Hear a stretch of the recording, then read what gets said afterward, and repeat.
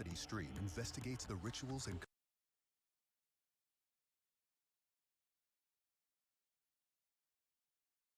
if the world can be rebuilt by humans, and how peace can finally be achieved. But realistically speaking, what would happen if all the billions of people that are trapped inside the Matrix? We have long discussed how the Matrix could end, if the world can be rebuilt by humans, and how peace can finally be achieved.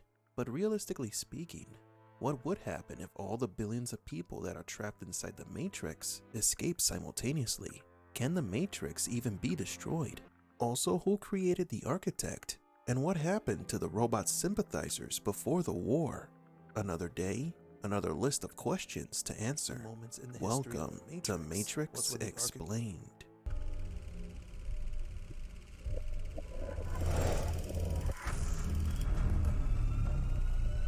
Welcome to the desert of the real. Our first question comes from one of our subscribers, Derek Bettis. Who created the architect? A simple and direct question. Each Matrix program serves a purpose. The architect's purpose is to design and build the human's simulated prison, the Matrix. But that's not his only purpose. He is also involved in deceiving its inhabitants. He helps trick the humans into believing that the simulation is real. The architect's purpose is too specific to have any other functions. His position and his abilities lead us to believe that the program's origin goes back to the machine war. He was possibly created precisely for the purpose to build the Matrix. But who created him? Although machines work individually, they function as a collective consciousness in the real world. The architect's creator could be the god of machines, Deus Ex Machina. The programs work individually to they function as machines, Deus Ex Machina, world. The architects creatorly, they function as a collective consciousness in the real world. The architect's creator could be the god of machines, Deus Ex Machina. The program specifically commissioned to create other programs. We believe this. The program specifically commissioned to create other programs. We believe this because Ex Machina is presented as a type of deity at the center of Machine City, who also speaks on behalf of all artificial life forms. Also, let's not forget that when Neo first saw Ex Machina, so to speak, he sees a giant figure radiating bright yellow light, like the sun, the source that gives life to the machines. Our next question comes from William Smith. What happened to the machine sympathizers that we saw in Animatrix? Morpheus described the machine war as having two human factions. The humans who destroyed the sky to stop the machine's power source, and the humans who were imprisoned by the machines to turn them into their new power source. But the story isn't as black and white. Many groups around the world fought for the rights of the machines. These sympathizers can be seen in the Animatrix and the comics. One of the biggest machine sympathizers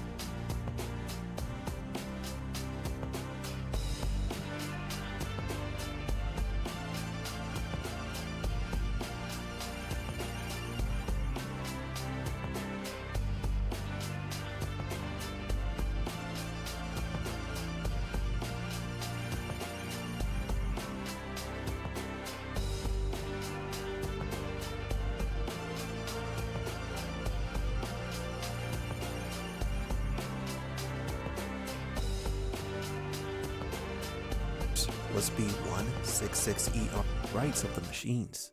These sympathizers can be seen in the animatrix and the comics. One of the biggest machine sympathizers was B166ER's lawyer, Clarence Drummond, who fought to prevent the humans from making the grave mistake of destroying B1. When B1 was sentenced to be destroyed, protesters took to the streets. Robots were being destroyed, but the human sympathizers came to help them. They all agreed that B1 wasn't given a fair trial, and so these groups fought for machine equality. The biggest march witnessed by mankind in protest to the extermination of B1 happened in front of the Albany court, the same courthouse that held the B1 trial. This protest gathered together thousands of robots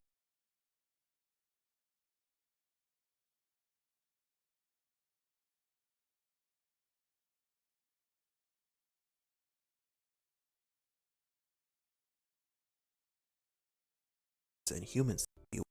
When B1 was sentenced to be destroyed, protesters took to the streets. Robots were being destroyed, but the human sympathizers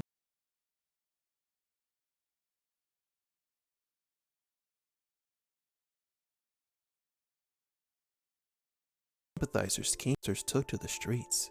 Robots were being destroyed, but the human sympathizers came to help them. They all agreed that B1 wasn't given a fair trial, and so these groups fought.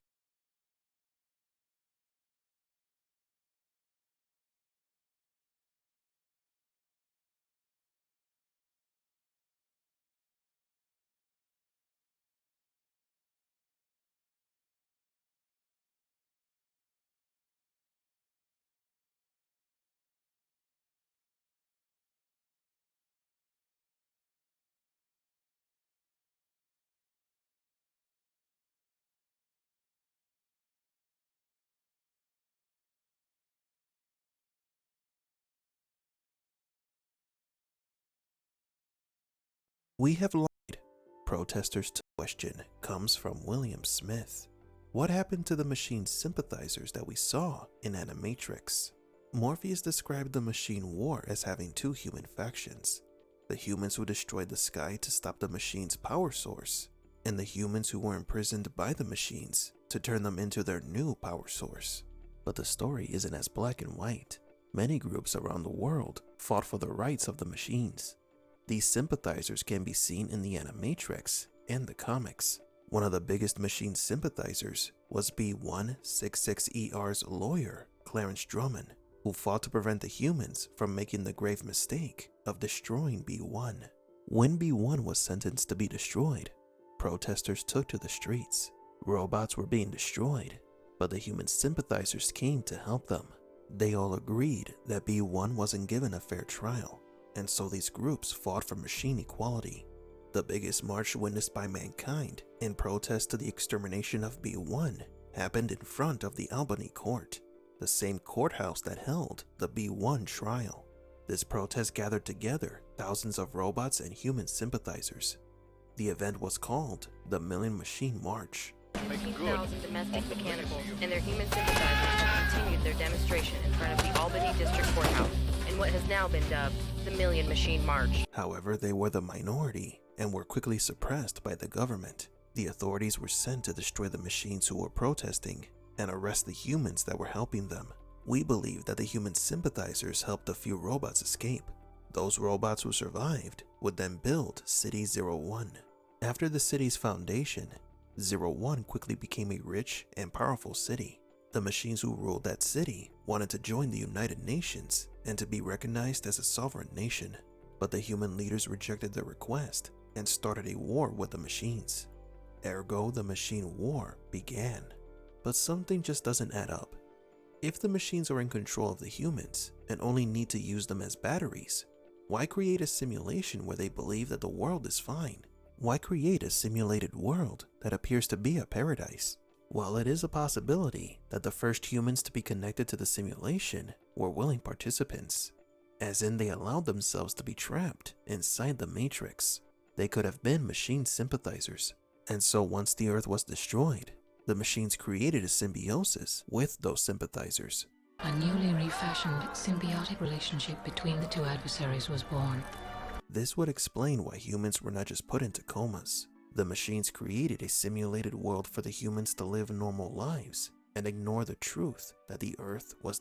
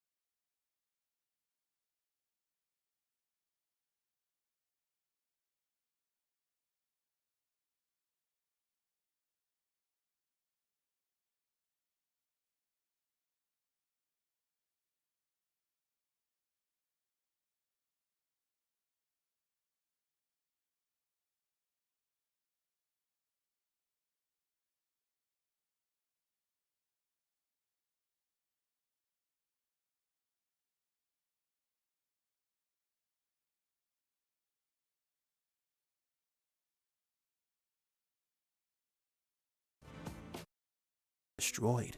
If this theory is correct, the human sympathizers may have been responsible for the idea of the simulated world. They very well could have been the first humans to live inside the Matrix. Thinking about it objectively, it does make sense. The human survivors would willingly accept to be connected to a simulated paradise and forget about the war. Notifications, messages, emails, spreadsheets, reminders. To live the rest of their lives in peace and happiness. And our last question comes from Hugh Corey. What do you theorize would happen if the humans won the war and everyone was unplugged? I understand Zion is just another level of control, but assuming it's the real world, what would happen to all those freed? This is a complicated one. The Resistance, Morpheus in particular, fought to liberate humans from the Matrix. They were driven by the prophecy of the One, which according to the Oracle, said that the One would destroy the Matrix and save all of humanity. The Red Pills never thought that far ahead. Morpheus never wondered what would happen after the Matrix was destroyed and all the humans were freed. He only believed that everything would work out in the end once the One was found. Today we know that this idealism was the result of the deception and manipulation of the Oracle. The purpose of the One is not to destroy the Matrix, but rather to perpetuate it. But hypothetically speaking, what could happen if the Matrix was destroyed? The planet Earth and its environment is destroyed. There are billions of people connected to the Matrix. If everyone woke up at the same time, chaos would reign. There is not enough room or food to sustain billions of people in Zion. The city barely supports its 250,000 inhabitants. Even with the small pockets of land that might be possible to farm in, food cannot grow and be harvested fast enough to feed billions. Most of those recently freed humans will die of starvation. There wouldn't be enough synthetic protein to go around. The humans that somehow do survive on the outside world would have to imitate the inhabitants of Zion. They would have to be dependent on the machines to survive. But even that might not be enough. If the Matrix is destroyed, humans could face absolute extinction. Understanding this possible outcome adds weight to Counselor Hammond's words. He spoke about the importance of needing machines to keep Zion alive. I like to be reminded this city survives because of these machines. If we wanted, we could smash them to bits. Although if we did, we'd have to consider what would happen to our lights, our heat, our air. So we need machines and they need us. Is that your point, Counselor? The Oracle also understood that humans and machines need each other. I'm interested in one thing, Neo, the future. And believe me, I know the only way to get there is together. Humans must first make the planet habitable again. We're in Porto for the Champions League final. This is the Gazprom Football Experience 2021.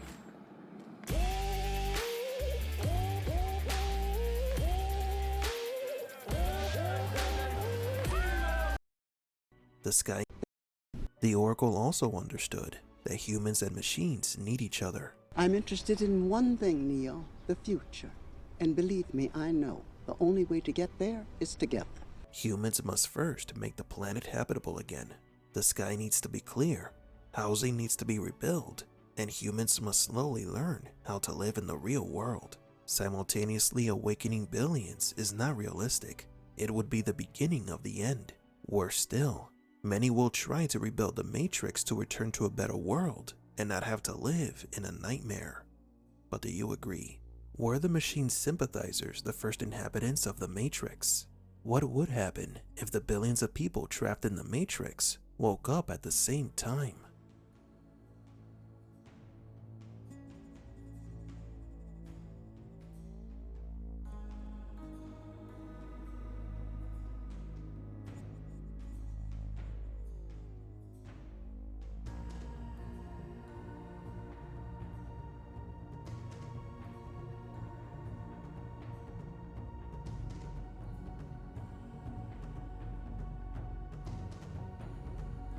For Matrix Explained, please leave a like and subscribe. And thank you for visiting.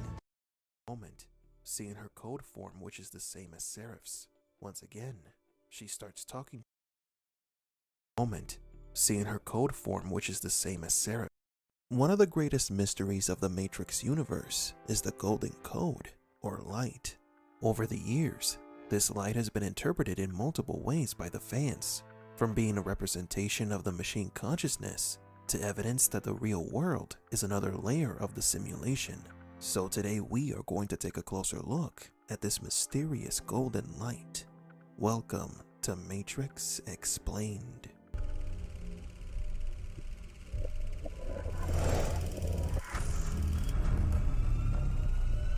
Welcome to the desert of the real. The first thing to note about this topic is that there is no concrete definition of what exactly is this golden light. One possible explanation is that it is the visual manifestation of the source.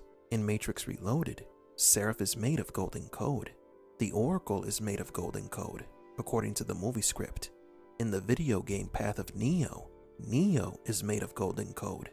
With the exception of the programs created inside the Matrix, which are composed of green code, everything that is connected to the source is composed of this golden code. The machines in the real world, and some programs inside the simulation.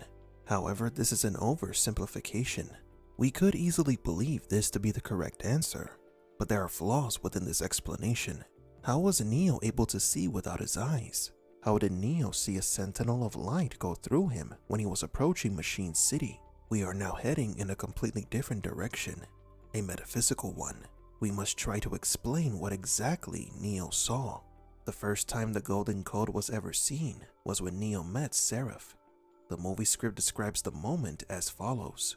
In the cold world, Neo sees his true form, sitting Buddha-like in the surrounding swirl of code, a being of pure liquid light contained by a web of matrix code that is written in the negative, or rather with the absent of light. Sitting Buddha. Remember that, as it will be important later on.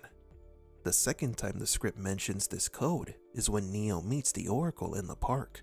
In the distance, several children are playing on a swing set. Neo stares at her for a moment, seeing her code form, which is the same as Seraph's. Once again, she starts talking to him before she sees him. Now then, the first clue about the golden code is when Neo realizes what the Oracle is. You're not human, are you? Well, it's tough to get any more obvious than that. So, how was Turkey?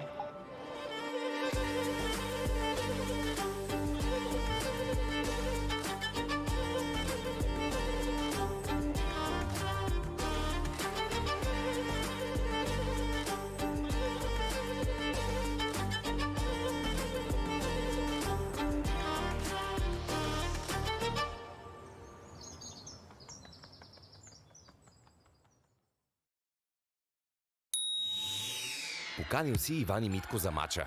Те са поканили Жоро и Валю. Те, Стефан и Марто. Събрахте си се компания. Имаш големи хлад. If I had to guess, I'd say you're a program from the machine world. So is he. Neo doesn't say these words to any other program. For him, this unique code links the Oracle and Seraph to the machine world. This could mean that the golden light transcends the Matrix. So far, the theory that this light is the source of machine life seems to be correct. But everything changed in Matrix Revolutions. According to Lana Wachowski, the golden code is the key to Matrix Revolutions, but no one has been able to fully decipher what it is. Yeah, so the third one has a gigantic symbol in it that no one ever really discusses. Okay, what's the gold light? If you basically work on what the trilogy is all about, you come to this symbol that is never discussed. No one ever talks about it. No one even mentions it. No one refers to it. And yet it's there, clearly. Matrix Revolutions begins with an explosion of golden light, then the emergence of the green code, and then the Matrix. The entire simulation then transforms into an unknown symbol, and as the image pulls away, the rainfall of codes and symbols appear. Now we are in the real world. Interesting transitions. In just a few seconds, we were introduced to 4 levels of reality. The first level is the unexplained, mysterious golden light. The second level is the Matrix simulation, the big city where the imprisoned humans live. The third level is the unknown symbol that could represent the constructs connected to the Matrix, such as Mobile Ave and the Architect's Room. And the fourth level is the real world and Zion. With this list, we are beginning to understand what the golden light could be. Maybe the answer lies in Neo's blindness. After Neo's fight against Smith that cost him both his eyes, he began to see reality differently. This was no accident. What the Wachowskis tried to do here was to make a parallel of Neo with other blind messiahs. In fact, in Enter the Matrix, Trinity mentions to Ghost that there have been many blind messiahs throughout history. Like Augustine, I'm dedicated to a higher purpose. What's that? Onanism. Is that why so many saints are blind? This is more symbolic than literal. When a messiah or prophet goes blind, they open their third eye. The third eye is a mystical and esoteric concept. It refers to the invisible or etheric eye and energetic vortex that provides perception beyond what could be perceived with ordinary sight. It is a spiritual eye that allows us to see beyond reality. It is here that we start to move away from the literal to the metaphysical meaning of the golden light. For a long time, we tried to connect the golden light with something literal, like the source, trying to discard the explanation of many philosophers who have seen the films, that the machines are beings of light, and that what we saw in the movies was something spiritual. But we can't reach a more objective conclusion of what the golden light is. The famous Sherlock Holmes once said, "When you have eliminated the impossible, whatever remains, however improbable, must be the truth." Neo can't see the golden light without his eyes. When you have of what the golden light is. The famous Sherlock Holmes once said, "When you have eliminated the impossible, whatever remains, however improbable, must be the truth." Neo can't see the golden light without his eyes unless something else was activated within him. The references to Buddhism are more literal than symbolic in the movie script. Seraph is compared to the image of the sitting Buddha. Remember when I told you to keep the Buddha in mind? This is a metaphysical interpretation of Buddhist philosophy. The golden light is not only the spiritual world, but it is the basis of all existence. It's not only the machines, nor is it a single consciousness. The golden light is the foundation of reality. According to esoteric Buddhism, the clear light, or being enlightened, is a state of the mind in which our consciousness transcends.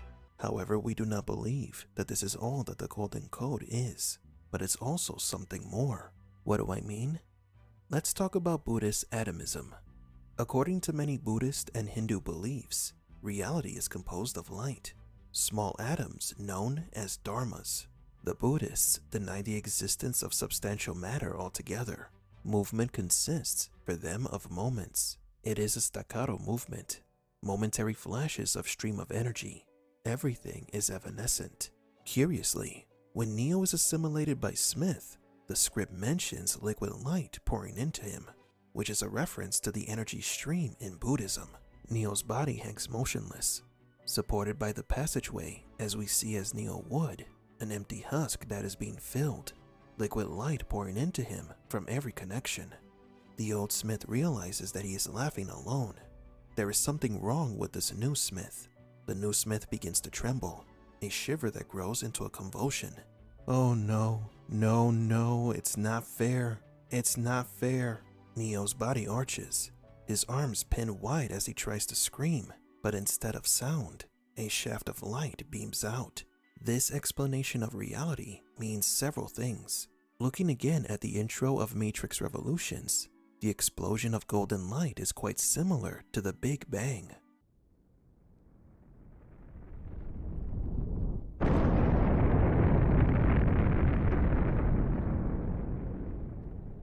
According to Buddhism, what we see with our own eyes is nothing more than an illusion of the ego. After going through all this information, what does the golden light mean? In our opinion, it is the foundation of reality. It's reality in its purest form. Maybe if Neo saw the city of Zion after losing his sight, he might have also seen it in golden light. We could say that the golden light is the source of life, but it's more than that. It is the source of everything that exists. This leads us to believe that Matrix Revolutions was showing us two different matrices. The first matrix that was created by the machines, and the second matrix that was created by the perception of reality of the humans and machines from the supposed real world. If the golden light is a reference to Buddhist atomism, then what the Wachowskis wanted to tell us was that at the end of the movie, the war didn't matter, the simulation didn't matter, Zion didn't matter, nothing matters, because in the end, the only truth about reality is that there is no single reality, only interpretations of it. The Matrix is just as important as the real world. Everything is a simulation. It's not enough to wake up from the regime that has imprisoned us. We must wake up from what we have been programmed to believe is real. So you can say like, okay, choice is important, choice is a part of everyone's lives, choices, but that paradigm of projecting choice is not different. It's a matrix, just like Catholicism or Christianity or symbols of metaphysics or really even philosophical constructs. This is why no one really mentions this, but everyone says, oh, simulacrus and Baudrillard, you're referencing Baudrillard. But the point of the reference is that the book is hollow. It is itself a matrix. It is itself a construction, a projection, a tool for understanding the world or having a framework of meaning. That's what these things are. They're frameworks of meaning. So what we were trying to do is, can you encourage audiences to interrogate their own framework for meaning, and then through that interrogation, extend it into the experience of watching a piece of art, and then try to find meaning in that piece of art. If our explanation of what is the Golden Code isn't simple or clear enough, well, it's because that was the intention of the creators. In our opinion, at least. The Wachowskis created this grand mystery based on some religious philosophies to create a level of mysticism in the film. It is interesting how the directors managed to incorporate and explore religious and philosophical themes in Matrix Revolutions without directly mentioning religion. It is a secular version of the stories about religion, and that is why the Golden Light is so complicated. It is the greatest mystery of religion and beyond. Piston fan could never solve the third one. I'm kidding. But do you agree? What do you think is the Golden Light? Is it something metaphysical? Is it based on Buddhist atomism, the true reality? Or is it something much simpler, like the collective consciousness of the machinality? Or is it something much simpler, like the collective consciousness of the machines?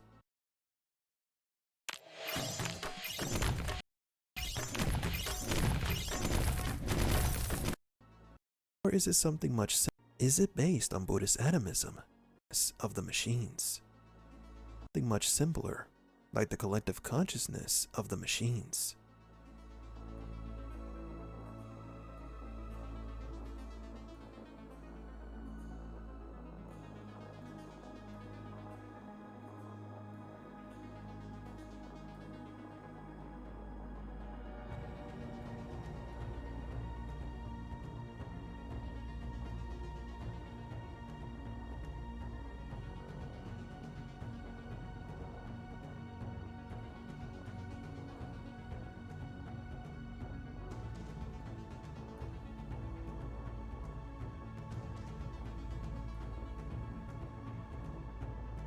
For Matrix Explained, please leave a like and subscribe. And thank you for visiting the Desert of the Real.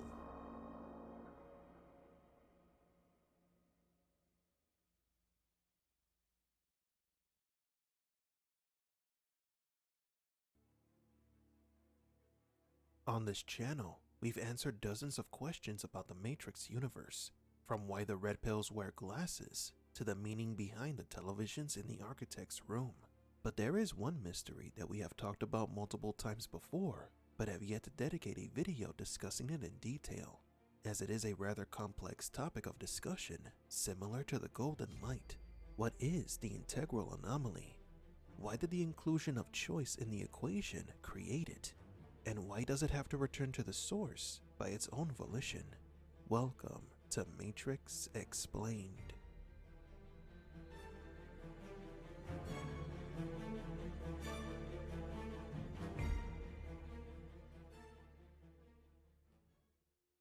To understand this explanation, we must first assume that there is a working mechanism of the Matrix that is not shown in the movies, but was the original idea of the Wachowskis.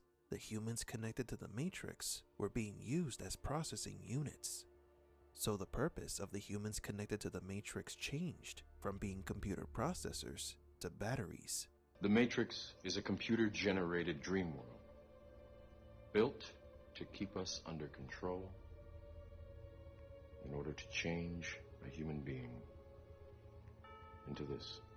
Even though this is the official and canonical explanation given in the film, with Morpheus comparing humans to a literal battery, it does not mean that the original functional aspect of the Matrix was completely discarded from the films, considering that most of the original script remained the same. The plot of the Matrix movies continued to unfold as if the original idea was withstanding. Hypothetically speaking, if the original idea of the machines using the human brain to help create the simulation was kept, the glitches, the failures in the Matrix, and the emergence of the anomaly make more sense. Let us imagine that the Matrix is an online video game, which it kind of is. The way that these games usually work is by using a system called client server, where most of the computational operations of the simulation take place. The clients, which are individual users or players, send inputs to the server for it to process them. Most commercial online games work this way, but there is another way that online games can work, which is called a peer-to-peer system. Under this system, the tasks and workloads of the computer processors are divided between the peers, as in the users. Peers are equally privileged, equipotent participants in the game, and also make a portion of their resources, such as processing power, disk storage, or network bandwidth directly available to other network participants without the need of a central server. They are both suppliers and consumers of resources. In a peer-to-peer network, there are no servers, or rather each peer is a server. The Matrix in this case would be a peer-to-peer network, where each human functions as both a host and a peer. This is the reason why red pills can manipulate the Matrix, because by contributing to the simulation and being aware of what it is, they can manipulate their immediate reality depending how strong their mental prowess is. That's why Morpheus told Neo to free his mind before jumping off the building. Fear, doubt, and disbelief. Free your mind. And why the Spoon Boy told Neo that to bend the spoon, he must first realize that there is no spoon. Do not try and bend. He must first. And why the Spoon Boy told Neo that to bend the spoon, he must first realize that there is no spoon. Do not try and bend the spoon. That's impossible. instead only try to realize the truth. What truth? There is no spoon. If Neo believes that the spoon does not exist, then he can manipulate it with his mind, because it is a construct of it. This is also why the One has greater power in his mind, because it is believes that the spoon does not exist, then he can manipulate it with his mind, because it is a construct of it.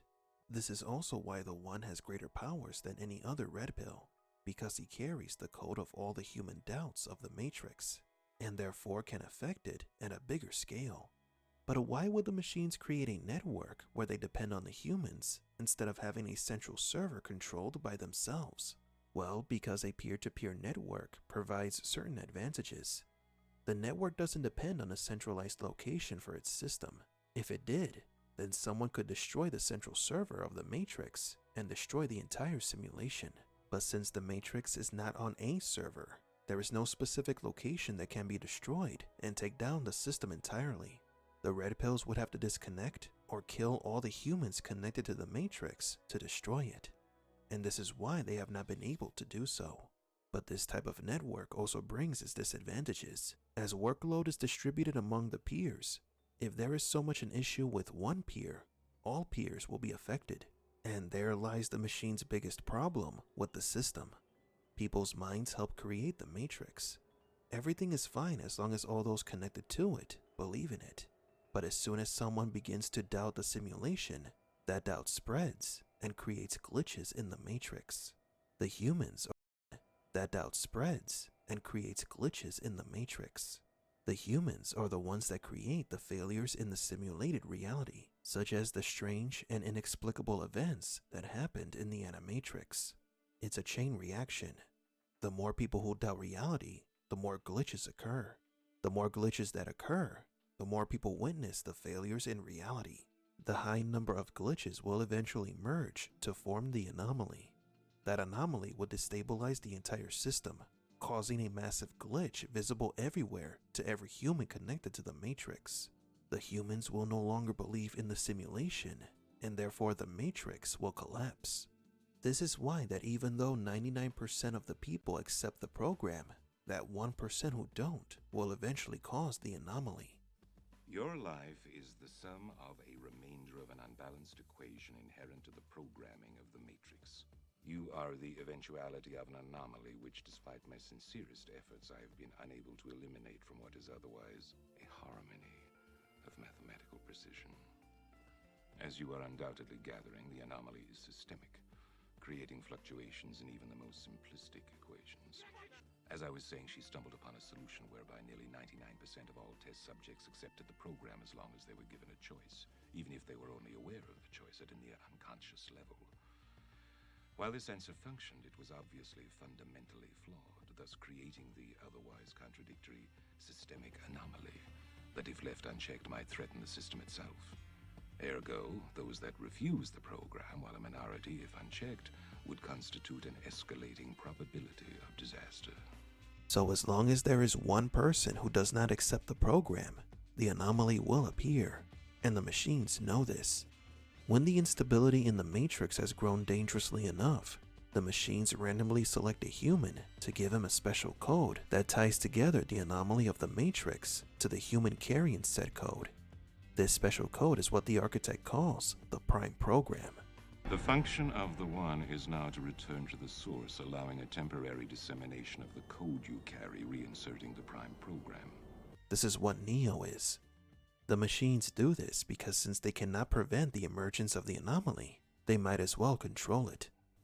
While it remains a burden assiduously avoided, it is not unexpected and thus not beyond a measure of control, which has led you inexorably here. How would they do this? By tricking it, of course. Humans doubt the Matrix, but they don't doubt the real world. So the machines devised another scheme for the human carrying the anomaly's code, the path of the One. This human will escape the Matrix and believe that he is the One, a prophesized figure that is going to save humanity. But he will eventually discover the truth, that this path was false, and he will willingly return to the source. There are only two possible explanations. There were 5 ones before me. Either no one told